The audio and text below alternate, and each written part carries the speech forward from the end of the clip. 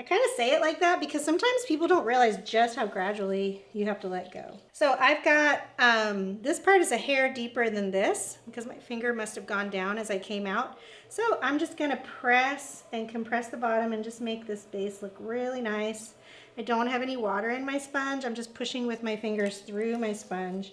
And I'm using a mud tool sponge, but you can use any sponge in your toolkit. Just a regular throwing sponge will do. Now I didn't make this really wide in the base because I'm making a cylinder, I'm not making a bowl. So this will be plenty wide for me. I like to make my cylinders narrow and then widen them after I'm finished pulling them. So now we're going to move on to the throwing. All right, so now we're gonna do our first pull, but before we do that, we're gonna collar in on the rim. So what I'm gonna do is I'm gonna take this part where my thumb meets my palm on both hands and I'm gonna push in and I'm easing my pressure in, easing my pressure away, okay? None of this like abruptly pushing or abruptly stopping. And that mostly just creates this sort of inward wall on the outside so I don't accidentally make a bowl. Okay, so we're gonna do something a little bit different, and that's because this is 9 pounds of clay.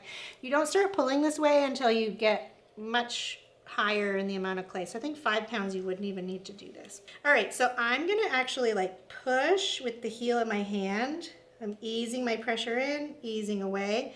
And then what I'm gonna do is I'm gonna push with the heel of my hand, bringing it up. And the reason why I'm doing that is it's so much stronger because I can get my elbow into my body and I can lean into this. And my inside hand is just being a place to push into. And you can see that first pull really got that clay moving. So now before I do another pull, I'm gonna go ahead, hook my finger over the rim, and I'm gonna use my thumbs to just push in on this.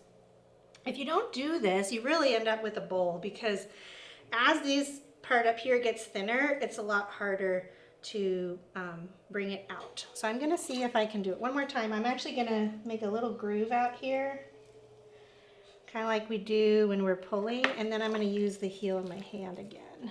It's just hard to use the heel of my hand to make that groove, but I wanna make sure I'm lifting the clay. All right, so I've got a nice little groove down here. I'm gonna do one more pull. So I've got my heel of my hand in, pushing.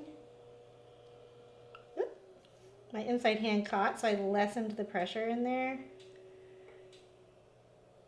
And then ease my hand away. And now we're gonna shift to just some regular pulls.